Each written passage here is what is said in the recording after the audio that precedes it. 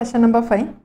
Solve the following example. काही numericals आपल्याला solve करायचे आहे. त्यामधला first, an object takes 5 seconds to reach the ground from a height of 5 meter on a planet. What is the value of g on the planet? Simple question आहे. काय सांगितलं, एक object आहे. हा ऑब्जेक्ट एक हाईट 5 मीटर एवढी height दिलेली, एवढा 5 मीटर एवढा हाईट क्रॉस करून ग्राउंडवर येण्यासाठी 5 सेकंड एवढा टाइम पिरियड घेतो आहे. तर त्या प्लॅनेटसाठी जीची व्हॅल्यू काय असणार आहे. Okay, what is given.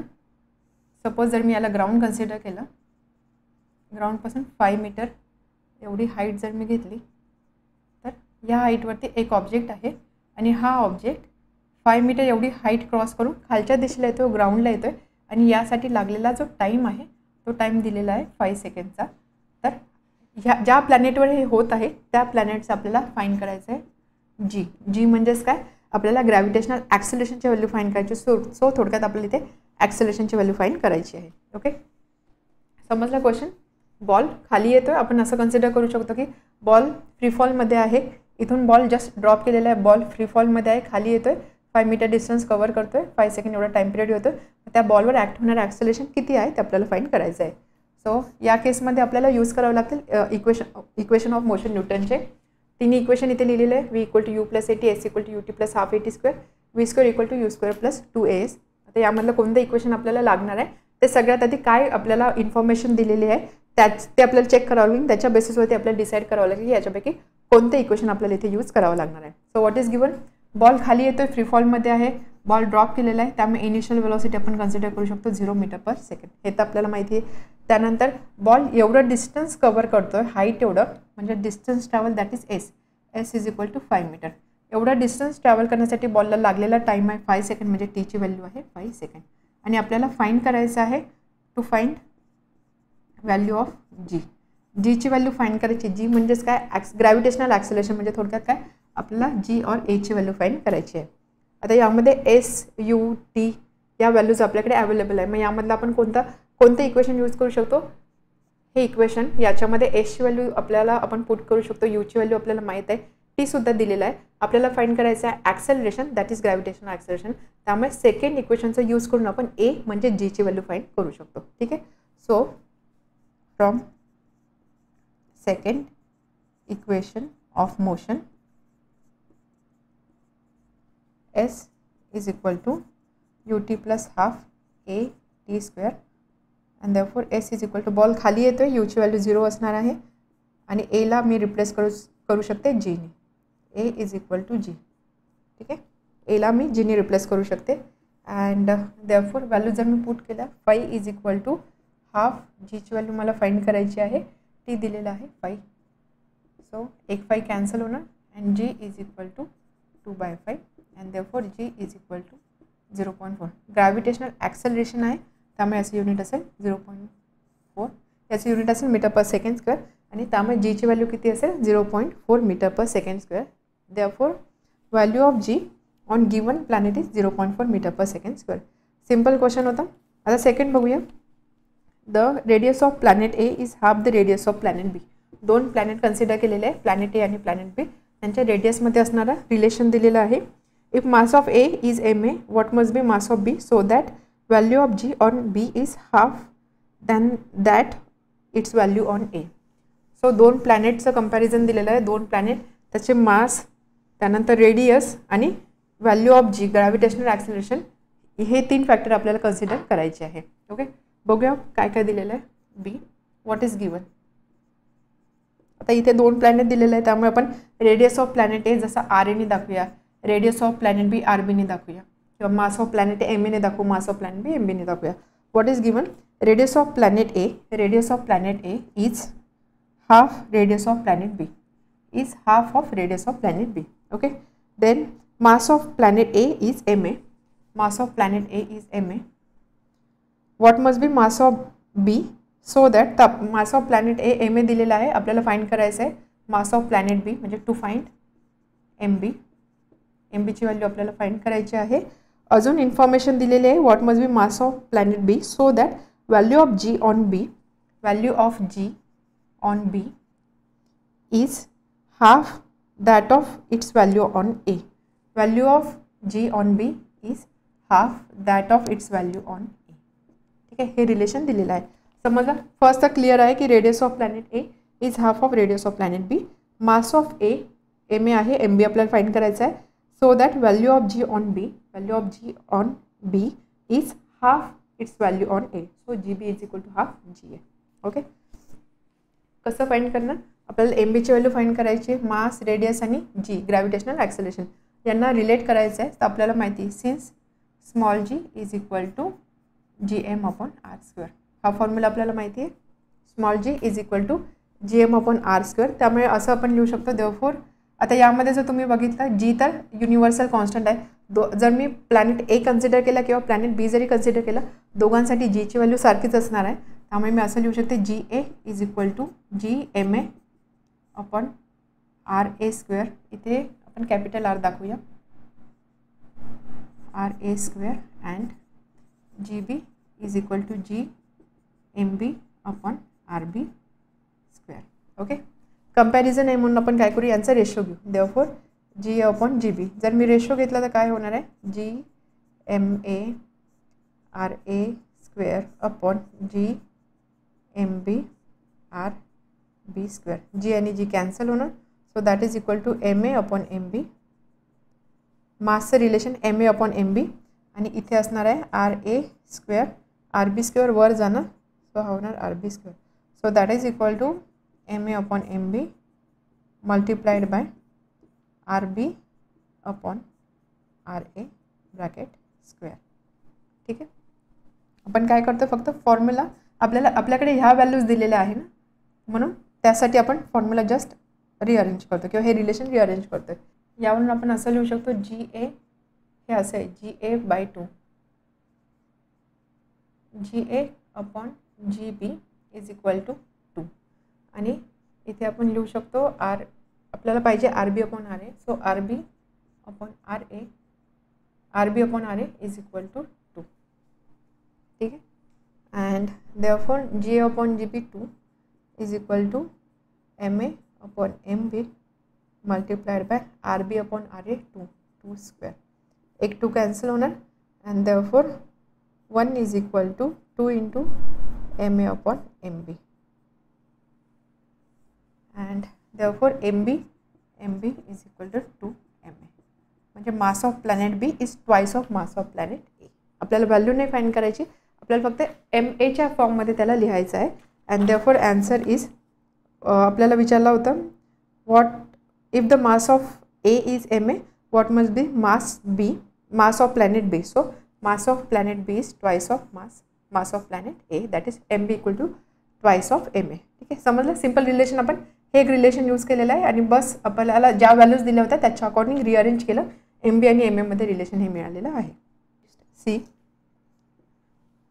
Mass and weight of an object on earth are 5 kg and 49 newton respectively. एक ऑब्जेक्ट आहे, त्याचं मास आणि वेट दिलेलं कशावरचं, अर्थवरचं. मास दिलेलं 5 kg, वेट आहे 49 newton. What will be their values on moon. तर सेम ऑब्जेक्ट जर मूनवर असेल त्याचं मास काय असणार, वेट काय असणार ते आपल्याला कॅल्क्युलेट करायचं आहे. Assume that acceleration due to gravity on moon is 1/6 of that of earth. त्यानंतर त्या कॅल्क्युलेशनसाठी आपल्याला एक रिलेशन दिलेलं आहे. ॲक्सेलरेशन ड्यू टू ग्रॅव्हिटी म्हणजेच काय, स्मॉल जीची व्हॅल्यू मून आणि अर्थ याच्यामध्ये असणारं रिलेशन आपल्याला दिलेलं आहे. सिम्पल क्वेश्चन आहे बघा. काय सांगितलं आहे, ऑन अर्थ एक ऑब्जेक्ट आहे, त्याचा मास दिलेला आहे M is equal to 5 kg आणि त्याचा वेट दिलेला आहे W is equal to 49 kg 49 newton. Mass आणि वेट याच्यामध्ये असणारा डिफरन्स आपल्याला माहिती आहे. मास म्हणजे काय, एखाद्या ऑब्जेक्टचा कंटेंट किती आहे, त्याच्यामध्ये किती अमाऊंट ऑफ मॅटर आहे त्याला आपण बोलतो मास. त्या ऑब्जेक्टवरती ज्यावेळेस ग्रॅव्हिटेशनल फोर्स वर्क होतो त्यावेळेस मास इंटू ग्रॅव्हिटेशनल ॲक्सेलरेशन याला आपण बोलतो वेट. अर्थवरती हे दिलेलं आहे आपल्याला. अजून एक रिलेशन दिलेलं आहे, acceleration due to gravity on moon. Acceleration due to gravity on moon is 1/6 of that of earth. म्हणजे अर्थसाठी जे आपण ग्रॅव्हिटेशनल ॲक्सेलरेशन कन्सिडर करतो त्याच्या 1/6 आहे. हे रिलेशन आपल्याला इथे यूज करायचं आहे. ठीक आहे, सो कसं करणार, आपल्याला फाइंड काय करायचं आहे, आपल्याला फाइंड करायचं आहे मास आणि weight of same object on moon.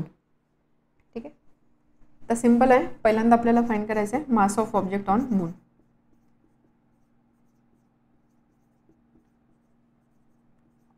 त्या ऑब्जेक्टचं मास मूनवर काय असणार आहे, अगदी सिम्पल आहे. आपल्याला माहिती आहे की मास मीन्स कंटेंट और amount of matter of given object. एखाद्या ऑब्जेक्टचा कंटेंट किंवा त्याच्यामध्ये किती प्रमाणामध्ये मॅटर आहे प्रेझेंट आहे ते अमाऊंट कधीच चेंज होणार नाही. तुम्ही अर्थवर असा, मूनवर असा किंवा दुसरा कोणत्याही एका प्लॅनेटवर राहा, त्या ऑब्जेक्टचं कंटेंट तर नेहमी सारखंच असतं. त्यामुळे आपण बोलतो मासची व्हॅल्यू कोणत्याही प्लॅनेटवरती सारखीच असणार आहे. म्हणजे 5 kgचं ऑब्जेक्ट आहे अर्थवर, त्याचा मास जर 5 kg आहे, मूनवर सुद्धा त्याचा मास किती असणार आहे? 5 kgच असणार आहे. सो मास इज कंटेंट और amount of matter. Therefore mass of an object always remains constant irrespective of planet.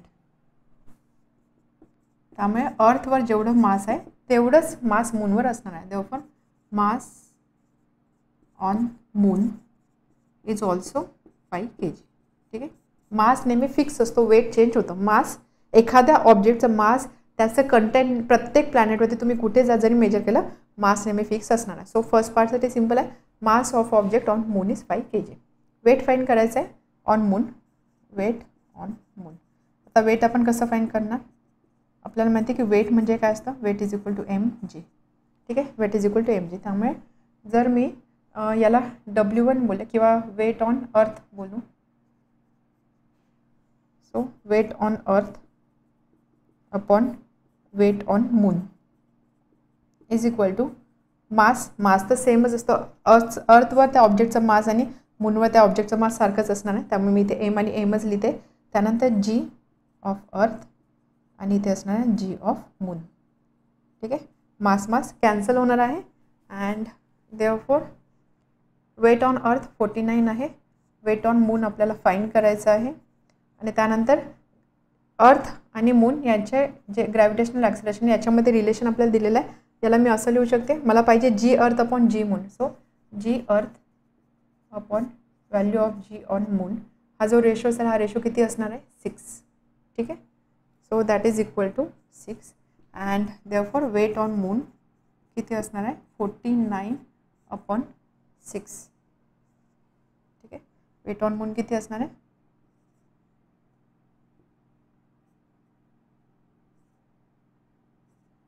8.166 weight आहे. त्यामुळे याचं युनिट असेल न्यूटन. म्हणजे ऑब्जेक्ट सेम ऑब्जेक्ट, दोन्ही ठिकाणी मास सारखं असणार आहे.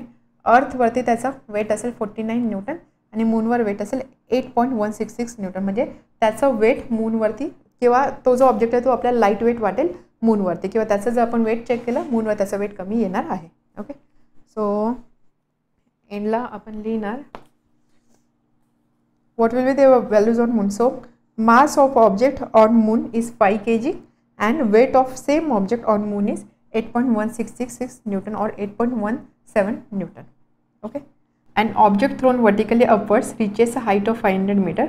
What was its initial velocity? एक ऑब्जेक्ट आहे, तो वर्टिकली अपवर्ड थ्रो केला, तो 500 मीटर एवढी हाईट रीच करतोय. त्याची इनिशियल वेलोसिटी किती होती ते आपल्याला फाइंड करायचं आहे. How long will the object take to come back to earth. आणि त्यानंतर तो ऑब्जेक्ट परत अर्थवर येण्यासाठी किती टाईम घेणार आहे तो टाईमसुद्धा आपल्याला फाइंड करायचा आहे. Assume G equal to 10 metre per second square. आपल्याला ॲझ्युम करायचं आहे value of G, that value is 10 metre per second square. ठीक आहे, समजा क्वेश्चन काय आहे तर यामध्ये नेहमी लक्षात घ्या, इथे लिहिलेलं आहे वर्टिकली अपवर्ड्स. ऑब्जेक्ट जो आहे तो वर्टिकली अपवर्ड थ्रो केला गेला आहे. म्हणजे ऑब्जेक्ट ग्राउंडपासून असा वर जातो आहे. ठीक आहे, ऑब्जेक्ट ग्राउंडपासून वर जातो आहे, त्याची वेलोसिटी चेंज होणार आहे, ॲक्सेलरेशन असणार आहे. हे जे ॲक्सेलरेशन आहे हे व्हर्टिकल मुवमेंट आहे, त्यामुळे हे ॲक्सेलरेशन आपण ग्रॅव्हिटेशनल ॲक्सेलरेशनशी रिलेट करू शकतो. बट या केसमध्ये आपल्याला हे ॲक्सेलरेशन नेहमी निगेटिव्ह ऑफ ग्रॅव्हिटेशनल ॲक्सेलरेशन घ्यायचं आहे. निगेटिव्ह साईन काय येतो आहे? कारण ग्रॅव्हिटेशनल ॲक्सेलरेशन आपण बघितलं, ग्रॅव्हिटेशनल ॲक्सेलरेशनची डायरेक्शन कोणती असते? डाऊनवर्ड असते, बरोबर. बॉल कसा जातो आहे? बॉल जातो आहे अपवर्ड. म्हणजेच काय, बॉलची मुवमेंट आणि ग्रॅव्हिटेशनल ॲक्सेलरेशन किंवा या दोघांची जी डायरेक्शन आहे डायरेक्शन ऑपोजिट आहे, ऑपोजिट डायरेक्शन आहे. म्हणून अकॉर्डिंग टू साईन कन्व्हेन्शन आपल्याला आपण इथे निगेटिव्ह साईन घेतो. जर हे असं राहिलं असतं की बॉल डाऊनवर्ड जातो आहे, ॲक्सेलरेशनसुद्धा डाऊनवर्ड आहे, मग ह्या केसमध्ये आपण काय केलं असतं? वर्टिकल मुवमेंट आहे, A is equal to G consider केलं असतं. बट इथे आता बॉल खालून वर जातो आहे, ॲक्सेलरेशनची डायरेक्शन याची ऑपोजिट आहे. So A equal to minus G आपल्याला कन्सिडर करावं लागणार आहे. ठीक आहे, सो क्वेश्चन काय सांगितलं आहे? एक बॉल आहे, तो अपवर्ड थ्रो केला, म्हणजे ग्राउंड जर असेल इथून बॉल असा अपवर्ड गेला, ठीक आहे, आणि त्याने हाईट अचीव केली 500 मीटर. एवढी मॅक्झिमम हाईट दिलेली. ही आपल्याला माहिती आहे बॉल ज्यावेळेस आपण वर फेकतो बॉलची वेलॉसिटी कमी कमी होत जाते. कमी का होते? ग्रॅव्हिटी बॉलला पुल करू बघते, त्यामुळे वेलॉसिटी कमी कमी होते. टॉपमोस्ट पॉईंटला ज्यावेळेस बॉल पोहोचतो, मॅक्झिमम हाईट ज्यावेळेस अचीव करतो त्यावेळेस त्याची वेलॉसिटी 0 होते फॉर अ मुवमेंट, आणि त्यानंतर तो बॉल जो आहे तो परत खाली येतो आणि बॉलची वेलॉसिटी वाढत असते. अशी प्रोजेक्टाईल मोशन अशी प्रोसेस असते किंवा अशी वेलॉसिटी चेंज होत असते. आपल्याला सांगितलं की बॉल इथे होता, इथून थ्रो केला विथ सम इनिशियल वेलॉसिटी. ही इनिशियल वेलॉसिटीच आपल्याला फाइंड करायची. बॉल वर थ्रो करायचं म्हणजे त्याला काहीतरी वेलॉसिटी द्यावी लागणार आहे. अशा वेलॉसिटीने बॉल थ्रो केला की जेणेकरून बॉलने 500 मीटर एवढी हाईट अचीव केली. तर आपल्याला फाइंड करायचं आहे की 500 मीटर एवढी हाईट अचीव करण्यासाठी आपल्याला त्या बॉलला किती वेलॉसिटी द्यावी लागणार आहे. आणि त्यानंतर अजून आपल्याला सांगितलं की हा बॉल इथून निघाला, इथे गेला, इथे आला, तर बॉल परत अर्थवर किंवा ग्राउंडवर येण्यासाठी टोटल टाईम किती लागला ते आपल्याला फाइंड करायचं आहे. सो आपल्याला यूची व्हॅल्यू फाइंड करायची आणि टाईमची व्हॅल्यू फाइंड करायची आहे. व्हॅल्यू ऑफ जी दिलेली बघा. इन्फॉर्मेशन अगदी लिमिटेड दिलेली आहे. इन्फॉर्मेशन म्हटलं तर फक्त एवढंच दिलं की बॉल फेकला, 500 मीटर एवढे मॅक्झिमम हाईट त्याने अचीव केली आहे. आपल्याला इनिशियल वेलोसिटी कॅल्क्युलेट करायची आणि टोटल टाईम किती लागलेला आहे बॉलला परत ग्राउंडवर येण्यासाठी तो टाईम कॅल्क्युलेट करायचा आहे. ठीक आहे. कसं करणार? अगेन सिम्पल क्वेश्चन आहे. आपल्याला हे 3 पैकी एखादं इक्वेशन इथे यूज करावं लागणार आहे. What is given? बॉल इथून निघाला, let initial velocity of ball be U. Let initial velocity of object, not ball, of object is U. U initial वेलॉसिटीने बॉल थ्रो केला, बॉल गेला 500 मीटर एवढा डिस्टन्स त्यांनी ट्रॅव्हल केला. So S is equal to 500 metre. 500 metre हे maximum height असणार किंवा maximum distance त्यांनी जे कव्हर केलं ते असणार आहे. त्यामुळे हा पॉईंट असणार टॉपमोस्ट पॉईंट. टॉपमोस्ट पॉईंटला बॉलची वेलॉसिटी किती होणार आहे? 0 होणार आहे. And V is equal to velocity of object at topmost point and therefore value of V किती असणार? 0 मीटर पर सेकंड. ठीक आहे. व्ही एस आणि यू यांना रिलेट करणारा कोणता फॉर्म्युला आहे? व्ही एस आणि U as well as A. एची व्हॅल्यू सुद्धा आपल्याला मेन्शन करावं लागेल. आपल्याला हा फॉर्म्युला यूज करायचा आहे, व्ही यू ए आणि S. So also A is equal to ॲक्सेलेरेशनची व्हॅल्यू काय असणार आहे? Acceleration is equal to -g, that is equal to -10 metre per second square. असं का केलं? Because A is equal to -g. Why? Because object is thrown vertically upward. बॉल वर फेकला आहे त्यामुळे a इक्वल टू -g. ठीक आहे. And hence from equation 3 of motion, equation 3 of motion और third equation of motion we can write v square is equal to u square plus twice as and hence 0 is equal to u ची value find करायची आहे. a ची value आहे -10 आणि s आहे 500. Therefore u square is equal to 1000 into 10, that is equal to 10,000. u square he value minus आहे ती आपण या साईडला पाठवली, प्लस होणार. मला रूट फाइंड करायचं आहे. So u is equal to √10,000. √10,000 म्हणजे काय? 100. सो u ची व्हॅल्यू आली 100 मीटर पर सेकंड. म्हणजे बॉलसाठी किंवा त्या ऑब्जेक्टनी जर 500 मीटर एवढी हाईट जर अचीव करायची असेल, रीच करायचं असेल तर स्पीड किती पाहिजे? 100 metre per second. First part झाला. सेकंड पार्ट टाईम आपल्याला फाइंड करायचं आहे. तर टाईम आपण कसं फाइंड करू शकतो? आपल्याकडे इन्फॉर्मेशन तर फक्त आता हीच आहे. यूची व्हॅल्यू आता मला मिळाली 100 मीटर पर सेकंड. त्यानंतर व्हीची व्हॅल्यू मिळाली आणि हे डिस्टन्स दिलेलं आहे. टाईम मी कसा फाइंड करू शकते? मला टाईम पाहिजे, टोटल टाईम पाहिजे. तर नेहमी एक गोष्ट लक्षात घ्यायची की ज्यावेळेस अशी प्रोजेक्टाईल मोशन असते किंवा ऑब्जेक्ट इथून निघाला, इथे पोहोचला, टॉपमोस्ट पॉईंटला पोहोचला, परत तिथून खाली आला. सपोज इथून इथपर्यंत पोहोचण्यासाठी लागलेला टाईम जर T1 असेल आणि इथून इथपर्यंत येण्यासाठी लागलेला टाईम जर T2 असेल, तर हे जे 2 टाईम इंटरवल असतात, हे 2 टाईम इंटरवल नेहमी सारखे असतात. T1 इक्वल टू T2 हे आपण ऑलरेडी प्रूव्हसुद्धा केलेलं आहे. हे जे 2 टाईम असतात हे 2 टाईम इक्वल असतात. मला फाइंड करायचं आहे की टोटल बॉल परत अर्थवर किंवा ग्राउंडवर येण्यासाठी किती टाईम लागला. म्हणजे मला हा टोटल टाईम फाइंड करायचा आहे. T1 प्लस T2 फाइंड करायचा आहे. T1 जर मला माहिती झाला तर टोटल टाईम काय असणार? 2 टाइम्स T1 बरोबर. किंवा जर हा जो टाईम आहे ह्या टाईमला ह्या दोघांना मला ॲड करायचं आहे. दोघांची व्हॅल्यू सारखीच आहे. त्यामुळे जर एक टाईम मला मिळाला त्याचा जर मी ट्वाईस केला तर मला टोटल टाईम मिळणार आहे. एक टाईम म्हणजे कोणता? T1 मी फाइंड करू शकते. कसा फाइंड करू शकते? यू आहे, व्ही आहे आणि अजून माझ्याकडे एची व्हॅल्यू आहे. टी मला फाइंड करायचं आहे. त्यामुळे जर मी फर्स्ट इक्वेशन यूज केला, फर्स्ट इक्वेशनवरून मला टाईम मिळू शकतो. टाईमचा ट्वाईस करा, तो असणार टोटल टाईम पिरियड. ठीक आहे, समजलं. So for second part, let T be the time taken to reach the topmost point. ठीक आहे, आपण असं कन्सिडर करतो हा आहे टाईम टी इथपर्यंत पोहोचण्यासाठी. नाव v is equal to u plus AT. Therefore v is 0, u आपण फाइंड केला 100, a म्हणजे काय मायनस g दॅट इज -10. टीची व्हॅल्यू मला फाइंड करायची. So 10t is equal to 100 and hence t is equal to 10 second. हा झाला 10 second, म्हणजे 10 सेकंडमध्ये बॉल इथून इथे पोहोचला. हा टाइम जर 10 सेकंड असेल तर हा टाईमसुद्धा 10 सेकंड असणार, म्हणजे टोटल किती असणार 10 + 10 दॅट इज इक्वल टू 20. ते आपल्याला इथे मेन्शन करावं लागेल. Also time taken by ball to reach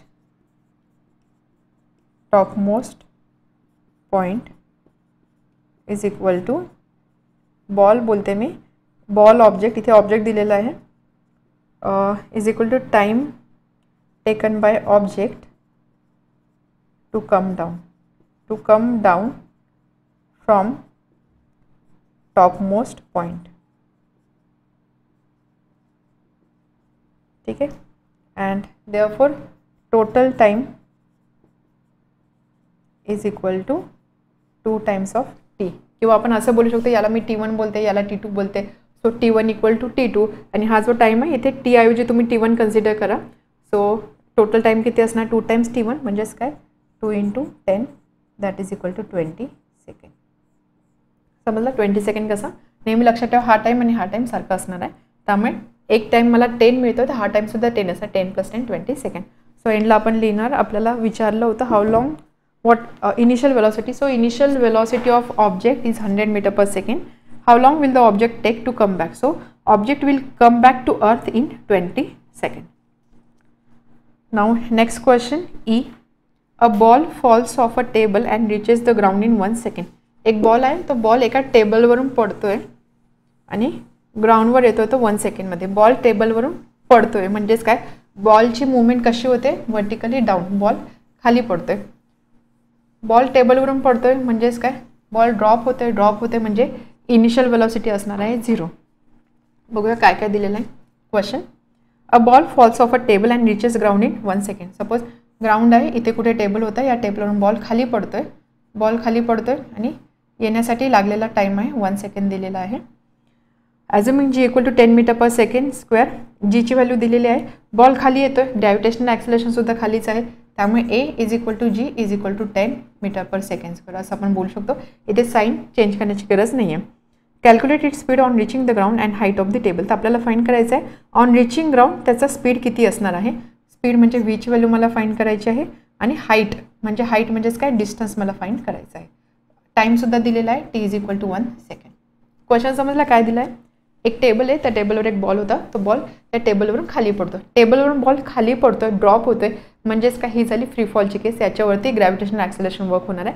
gravitational acceleration आणि बॉल यांची डायरेक्शन सारखीच आहे, त्यामुळे A इक्वल टू G आपण घेऊ शकतो. बॉल ड्रॉप होतोय त्यामुळे इनिशियल वेलॉसिटी U मी 0 मीटर पर सेकंड कन्सिडर करू शकते, बरोबर. बॉल ड्रॉप होतं, स्वतःहून पडतोय. इनिशियल वेलॉसिटी बॉल आधी स्थिर कंडिशन किंवा रेस्ट कंडिशनला असणार आहे, त्यामुळे इनिशियल वेलॉसिटी मी 0 कन्सिडर करू शकते. यासाठी लागलेला टाईम आहे 1 सेकंड. आपल्याला फाईंड करायचं आहे बॉल ज्यावेळेस इथे ग्राउंडवर येणार असेल त्यावेळेस त्याची वेलॉसिटी किती होती आणि हे जे टोटल डिस्टन्स आहे ते डिस्टन्स किती होतं ते. सो हे जे डिस्टन्स आहे हे डिस्टन्स S असणार आहे, आणि इथे आलं बॉलची ग्राउंडवर ज्यावेळेस बॉल येत असेल त्यावेळेस त्याची बॉलची वेलॉसिटी असणार आहे V. So V is equal to what, किंवा आपण इथे मेन्शनच करूया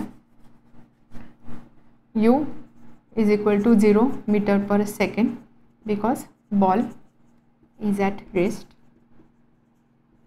Let V be velocity of ball when it is reaching ground.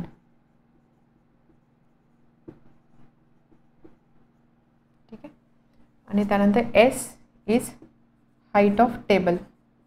Height of टेबलवर डिस्टन्स काय विचारलेलं आहे, हाईट ऑफ टेबल S का आपण घेतलं, कारण बॉल इथून इथे येतोय म्हणजेच काय, बॉल टेबलवरनं ग्राउंडवर येतो म्हणजे टेबलच्या हाईट एवढं, ग्राउंडपासून टेबलची जेवढं हाईट आहे तेवढं डिस्टन्स तो कव्हर करतो, म्हणून हाईट ऑफ टेबल आपण एस कन्सिडर करतोय. ओके, आता कोणतं इक्वेशन आपण यूज करू शकतो, ATUVS. S equal to U T plus half A T square जर मी बोलली तर यामध्ये यूची व्हॅल्यू माहीत आहे माझ्याकडे, टीची व्हॅल्यू आहे, एची जर मी हे इक्वेशन यूज केलं तर मला एसची व्हॅल्यू मिळेल म्हणजे हाईट ऑफ टेबल मिळू शकते. सो फ्रॉम इक्वेशन 1 म्हणून आपण not equation 1 equation 2 S is equal to U T plus half A T square.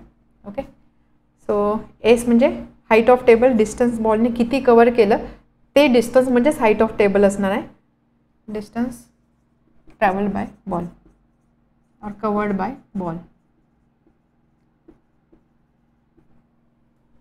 So S is equal to U is 0 into T plus half G into T square. S is equal to half, G is 10, T square 1 square. So that is equal to 5. म्हणजे S equal to 5 metre. Distance किती cover केलं 5 metre. Distance 5 metre म्हणजेच काय, टेबलची height किती झाली 5 metre. First part झाला. नाव second part आपल्याला find करायचा आहे. Calculate speed on reaching ground. ज्यावेळेस तो ग्राउंडवर येईल त्यावेळेस त्याचा स्पीड किती असणार म्हणजे वेलॉस किंवा व्हीची व्हॅल्यू आपल्याला इथे फाइंड करायची आहे. व्हीची व्हॅल्यू फाइंड करायची आहे. यू ए टी ही व्हॅल्यू माझ्याकडे आहे म्हणजे मी फर्स्ट इक्वेशन यूज करू शकते. From equation 1 of motion we can write V is equal to U plus A T. So V is equal to 0 plus A 10 आणि टी आहे 1. Therefore V is equal to 10 metre per second. So ज्यावेळेस ball ग्राउंडवर येणार असेल, पोचणार असेल, त्यावेळेसची velocity किती असणार आहे 10 metre per second. Speed on reaching ground, speed of ball on reaching ground is 10 metre per second and height of table is 5 meter. Next question, the masses of earth and moon are 6 into 10 power 24 kg, 7.4 into 10 power 22 kg respectively. अर्थ आणि मूनचं मास mention केलेलं आहे. Distance between them is 3.84 into 10 power 5 kilometre. Distance सुद्धा दिलेलं आहे. Calculate gravitational force of attraction between the two. तर आपल्याला calculate करायचा ग्रॅव्हिटेशनल फोर्स ऑफ अट्रॅक्शन म्हणजे एफची व्हॅल्यू आपल्याला कॅल्क्युलेट करायची आहे. सिम्पल क्वेश्चन आहे, बस फॉर्म्युला बेस्ड क्वेश्चन आहे. फॉर्म्युला लिहा. न्यूटनचा जो आपण लॉ बघितला ग्रॅव्हिटेशनचा, युनिव्हर्सल लॉ ऑफ ग्रॅव्हिटेशन, तो जो फॉर्म्युला तो फॉर्म्युला लिहायचा, त्यामध्ये व्हॅल्यूज पुट करायचा, कॅल्क्युलेशन करायचा, त्यावरून तुम्हाला आन्सर मिळणार आहे. F the masses of earth and moon respectively. So आपण एकाचा मास बोलू m1, दुसऱ्याचा मास बोलू m2. m1 is equal to 6 into 10 power 24 kg आणि 7.4 into 10 power 22 kg. त्यानंतर त्यांच्या दोघांमध्ये असणारा डिस्टन्स दिलेला आहे, जी आपण डी किंवा आरनी दाखवतो, 3.84 into 10 power 5 kilometre. Okay, calculate gravitational force of attraction between the two. तर आपल्याला फाइंड करायची व्हॅल्यू ऑफ एफ. एफची व्हॅल्यू फाइंड करायची आहे Newton's universal law of gravitation.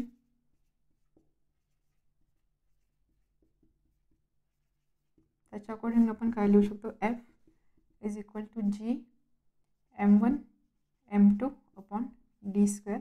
यामध्ये डिस्टन्स आहे, डिस्टन्स किलोमीटरमध्ये इथे आपल्याला दिलेला आहे, त्याला आपल्याला मीटरमध्ये कन्वर्ट करावं लागेल. किलोमीटर टू मीटर म्हणजे आपण मल्टिप्लाय करणार 10 power 3 ने.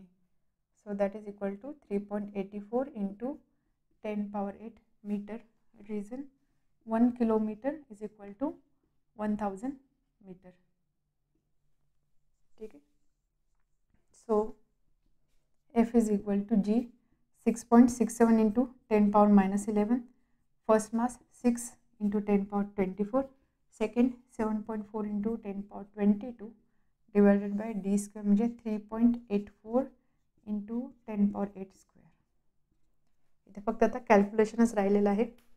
सो 6.67 into 6 into 7.4 3.84चा स्क्वेअर म्हणजे 3.84 into 3.84. सगळे नंबर्स एका साईडला घेतले आणि 10ची पॉवर 11 आणि 10 power 22. इथे आपण लॉ ऑफ इंडायसेस यूज करूया. सो आपल्याला लॉ माहिती A power M into A power N असेल तर A power M plus N करतो आपण, आणि जर डिव्हिजन असेल तर आपण करतो A power M minus N. Okay, ही व्हॅल्यू किती असणार आहे, ही व्हॅल्यू असणार आहे 10 power 11, 10 power 11 आणि 24. सो 35 आपण 10 power 16. ठीक आहे. 10 power 8 त्याचा square, so 8 into 2 16. 6.67 into 6 into 7.4 upon 3.84 into 3.84 multiplied by 10 power किती असणार आहे 19. आता आपल्याला हे कॅल्क्युलेशन करायचं आहे. सगळ्यात आधी आपण बघूया डिनॉमिनेटर 3.84 स्क्वेअर. आता यामध्ये ज्या तुम्हाला फोर्सची व्हॅल्यू मिळेल ही व्हॅल्यू अगदी एक्झॅक्टच असेल असं नाही, कारण हा खूप मोठा नंबर असणार आहे, त्यामध्ये थोडाफार फरक पडू शकतो. त्यामुळे काही ठिकाणी तुम्ही ॲप्रॉक्झिमेशन करू शकता, म्हणजे एखादा नंबर तुम्ही ॲप्रॉक्झिमेट करू शकता. आपण करूया डिनॉमिनेटरचा प्रॉडक्ट फाइंड. सगळ्यात आधी 3.84 इंटू 3.84.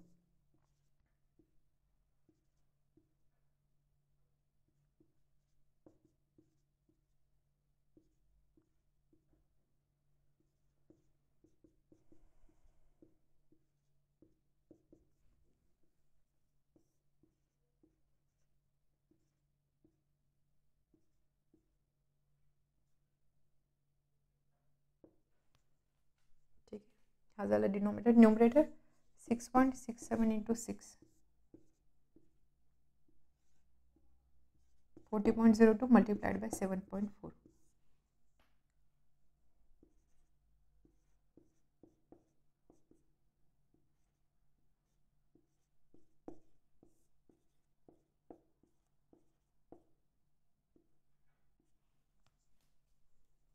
सो न्यूमरेटर काय मिळालं आपल्याला, न्यूमरेटर 296.148 आणि डिनॉमिनेटर 14.7456 इंटू 10 पॉवर 19. आता आपण इथे काय करू, न्यूमरेटर जो आहे तो 296.148च राहू देऊ इंटू 10 पॉवर 19 आणि डिनॉमिनेटर जो आहे ना त्याला आपण 14.7 असं ॲप्रॉक्झिमेट करू. एवढं मोठ्या नंबरची गरज नाही, याला मी 14.7 घेऊन कॅल्क्युलेशन करेल. So next part.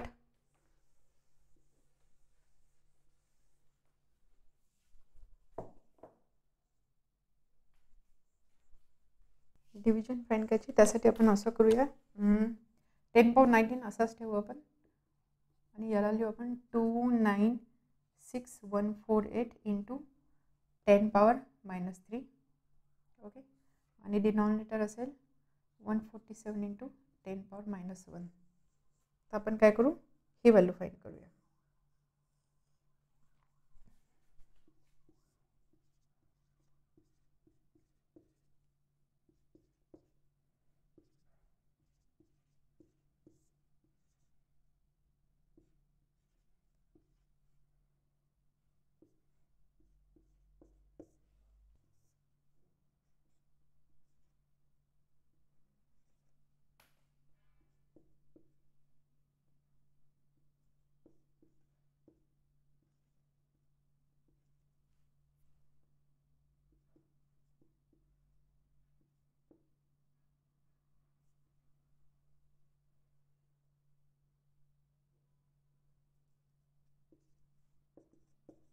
एवढे नंबर सफिशियंट आहे.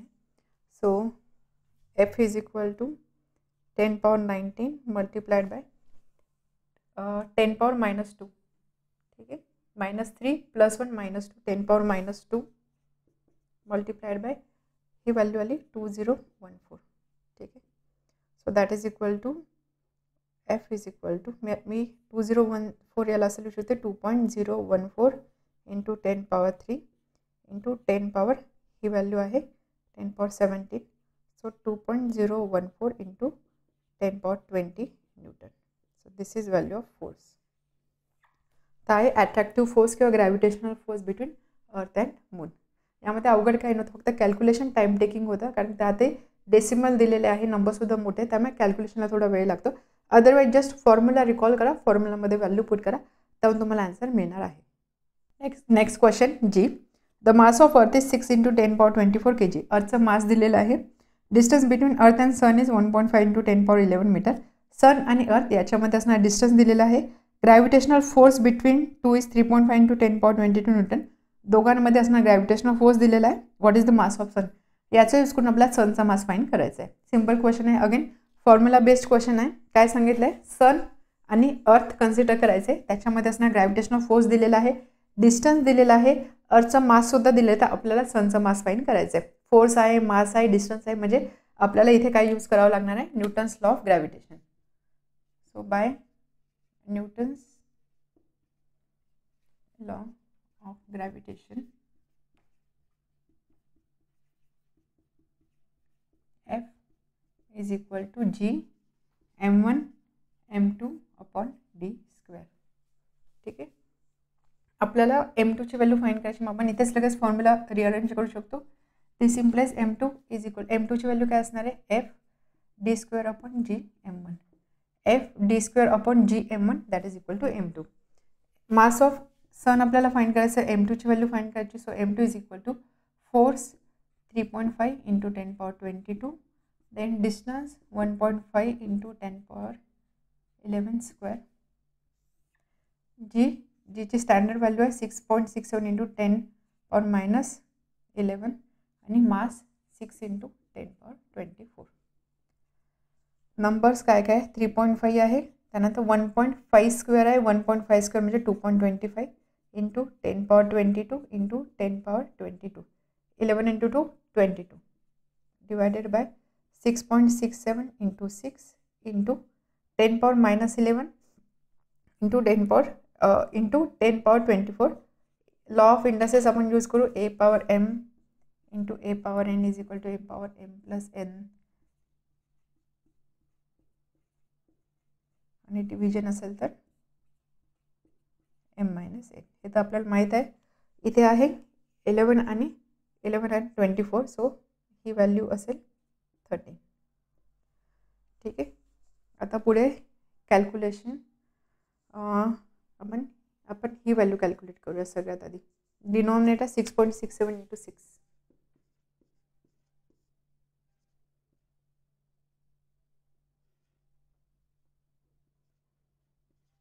डिनॉमिनेटर आहे 40.02,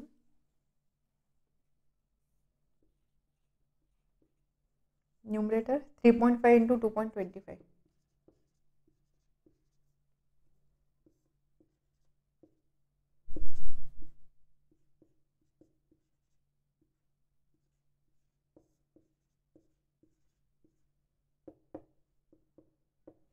$7.875 into 10 power 22 into 10 power 22, 10 power 44 minus 13 म्हणजे 10 पॉवर 31. ओके. आता आपल्याला ही व्हॅल्यू फाइंड करायची. सो 40.02 आहे ना, याला मी 40 करते. 7.875 इंटू 10 पॉवर 31, जास्त फरक नाही पडणार कारण 0.02 आहे. ही डिव्हिजन फाइंड करायची. So 7875 upon 40 that is equal to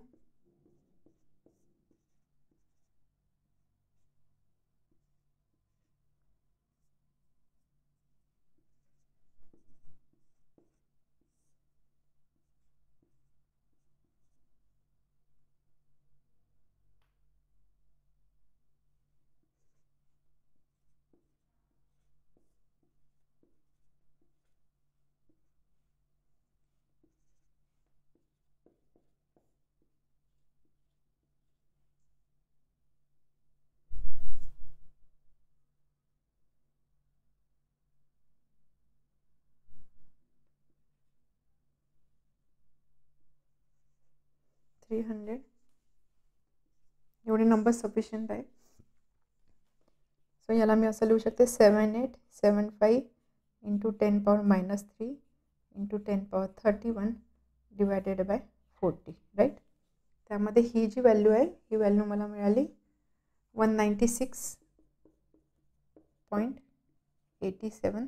याला मल्टिप्लाय करेल मायनस 3 आणि 10 power 31 1.9687 into 10 square, right, into 10 power minus 3 into 10 power 31.